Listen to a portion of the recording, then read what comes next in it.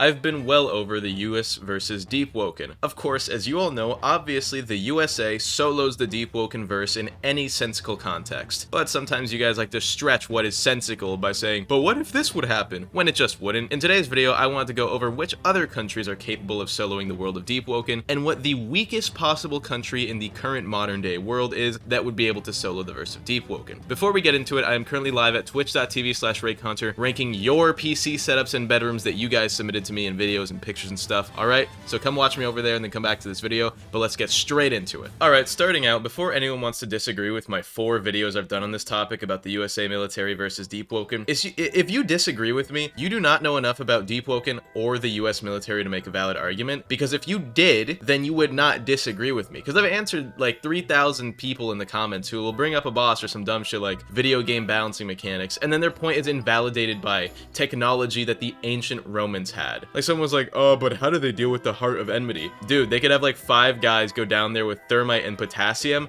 boom, burn the heart of enmity's ankles off, bro. And they've had that for like 5,000 years, okay? Not literally 5,000 years, but we've had it for a few hundred. And this video is being made because of one dude, actually. Factory of Thoughts, who has been commenting about making a video on the Polish Armed Forces versus Deepwoken on every video I've made for the last 6 months. And with that being said, this is a one-time thing. Don't think you can get a video done by spamming my comments with it. It won't happen. And if you try commenting it more than once per video, you're just gonna get banned from commenting. I'm not even joking. I will permanently ban you from commenting because I don't know how to unban people from commenting. There aren't a lot of people banned from commenting. I think there's maybe like 2 people who decide to spam my comments with some dumb shit. Anyway, let's get into it, but first of all, let's cover the 2 dumbest points people keep bringing up. 1. Drown gods and entities like Yun Shul. In the context of the Deepwoken world, they're irrelevant. No matter what the US or any other military group does, they will not under any circumstances wake up and kill anyone, because the various military groups we will be comparing do not have any ties to the song. They do not wake up any drowned gods, okay? Along with that, it isn't even necessarily confirmed that the drowned gods can regularly wake up due to like modern day song abuse, because there is no record of that ever even happening. Drownings of islands, by the way, are not the same as the awakening of drowned gods. And yes, if Yun Shul woke up, everyone's heads could explode. But Yun Shul couldn't wake up in the normal context of the game, right? And never actually has. It's literally just something that we know exists because of Discord statements the developers made like 3 years ago, which, given the fact that it was 3 years ago, could be retconned at this point. Along with that, even if the military groups in question can harness the song, we still don't know if it would matter due to the weakness of the song by the time the game takes place. You see, the song isn't as strong as it was during the original Tides, right? The cataclysm of the song was a point when it had the strongest connection to humanity, allowing people to harness much more notes within it. I've made bigger lore videos going over the cataclysm and all that, so I won't go over it here, but essentially, even if you had like 10 billion people fucking with the song in modern Deepwoken, it potentially wouldn't even make any difference like it would have during the golden era that caused the tides to happen. And also, if you gave the US military the song, I think they solo everything even easier than they do with just technology. And then 2, there's this really dumb argument that people say like, well, Deepwoken characters move faster than light because I can dodge a golem laser. Fucking moronic. You, as the player, don't even reactively dodge golem lasers, because we dodge preemptively. You see it charging up and you dodge as it shoots, right? Because you know the timing of it. You're not literally dodging it as it gets sent out, because you as a person can't do that, so neither can your character. So that's already proof you don't move at the speed of light, bro. That's like the stupid arguments people make about how Batman moves fast and like he dodges bullets. He's dodging their fucking aim. I'm cursing a lot in this video, but this is a passionate topic for me, right? And also, the golem lasers aren't even actual lasers. They have travel time. It is a projectile, not an actual laser beam. So with all that covered, onto various countries. Alright, out the gate and before the big one being Poland, we can outright conclude that along with the USA, Russia and China both beat Deepwoken. They are tied in general militant power to each other and are both very comparable to the US from what we publicly know about all 3.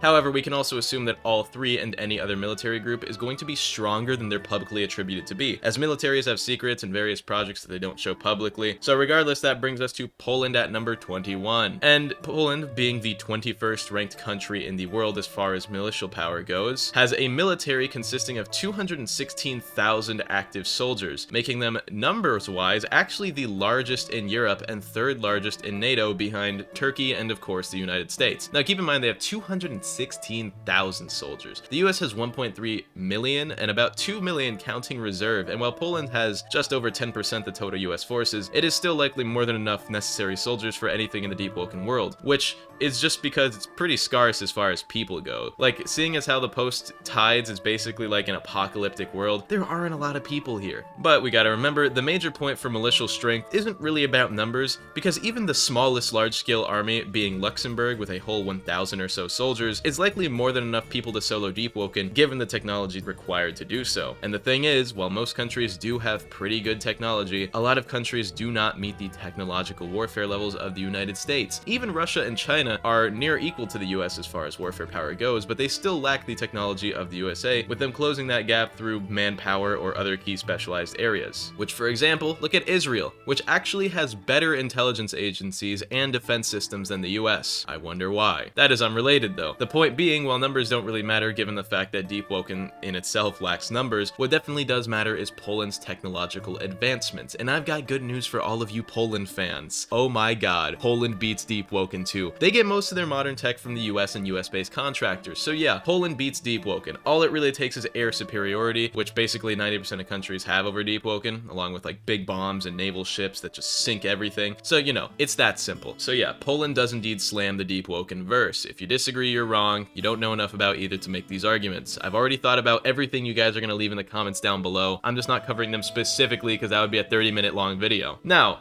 because we know Poland beats the Deepwoken verse of Lumen, right? What is the weakest country that can beat Deepwoken, and what countries can't beat Deepwoken? Well, first of all, starting with Bhutan, the weakest country in the world. I do not think Bhutan would beat Deepwoken. First of all, they don't even have an air force. They have 0 tanks. They rely on lightly armored ATVs and automatic weapons, and while those are pretty cool and alone do beat a lot of Deepwoken's things, right? I think Deepwoken's mantras and magic have them slightly beat. And while non-boss entities aren't an issue, I think some stronger entities like the Central Authority would just beat Bhutan's main forces. Regardless of the about 200,000 people that they have in their military, they really can't stand up to stronger beings, as this would likely and pathetically be an actual pretty even war, whittling down their numbers until someone stacked like Dralis Air steps in and just decimates Bhutan's land-only, non-naval, non-air forces. Which, by the way, is its own issue. They do not have a navy. Deepwoken is like 80% water, and they have no navy. Bhutan, you guys are getting bent over by the deep, I'm sorry to say. If any of you live in Bhutan, I am so sorry for you, man. And any country without a navy is probably just dropped. Any country without a navy or an air force is definitely going to be dropped. Which brings me to the weakest country with both an air force and a navy. According to the 2025 military strength rankings, that would be Sierra Leone. But there is one issue with Sierra Leone. While they have some weaker air and naval forces, which are generally enough for Deepwoken's world, which has mostly wooden ships and no air forces, they sadly do not have very much, or well, any really land power, which is needed for sieges once you guys get off those planes and boats, now ain't it? And you guys don't have it. So I say Sierra Leone gets slammed. But just one spot higher than Sierra Leone is Suriname. Now Suriname, or Suriname, I don't even know how to say this country. I've never even heard of this country. While they're being relatively weak in the modern day, they actually have land power, which means they're siege ready, and they have decent naval power for what's needed. They can establish air superiority with they have 0 active duty pilots. Well, 1, but it's a helicopter pilot.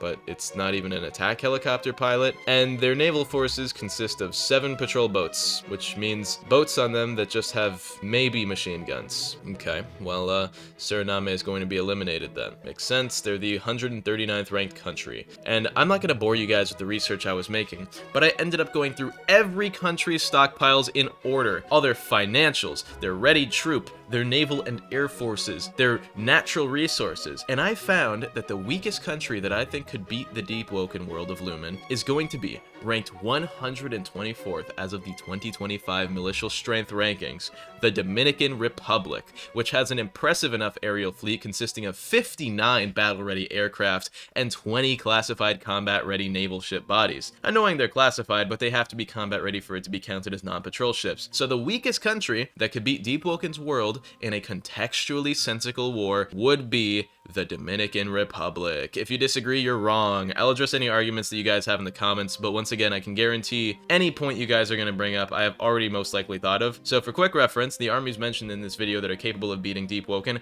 are capable of beating every monster. Maestro Evangard. Yes, they beat Maestro Evangard. I know, that's going to be crazy to some of you guys, but Maestro Evangard's not literally immortal. The Lord Regent, Heart of Enmity, the entirety of the Divers, the entirety of every faction with the exception of maybe the first prophet of the Ministry due to his weird ethereal, non-existent nature, but he's not even in the game, so it's irrelevant. They also beat the Duke, Berryman, because he isn't real. Chaser, you know, probably the entirety of the Central Authority and their inferior armed forces, which don't have big automatic guns and flying helicopters and stealth bombers, right? Kaido, the World Serpent, Primadon, we even have a whole movie on that one. It's called King Kong, in case you haven't heard of it. Parasol, and Etheron. Yes, they can beat Etheron. No, the soldiers who die down there after beating Etheron don't really matter. I hated that argument too. People would be like, oh, but the US wouldn't do this and that. It would kill their soldiers. Shut the fuck up. Yes, they would. And also, hypothetically, the US would either be working with or have Claris as a working hostage if they chose to go down to Layer 2. If you doubt this, you don't know how military strategy works, because they would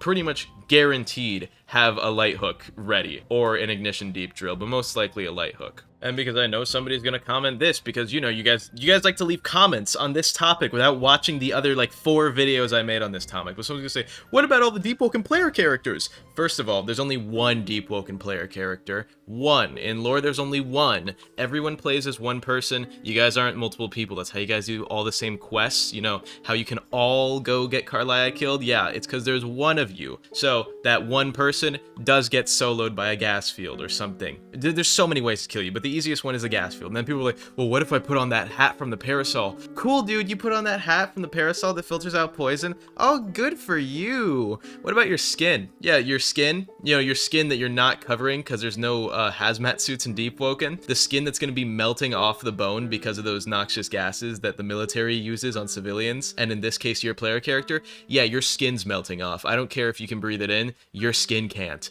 And at that, by the way, even if there were all like 20,000 Deepwoken player characters, you guys still get soloed by gas fields and bombs, okay? You're nothing. You're nothing. Anyway, I hope you all enjoyed. Let's put this debate to rest, because if you still disagree, you're just wrong.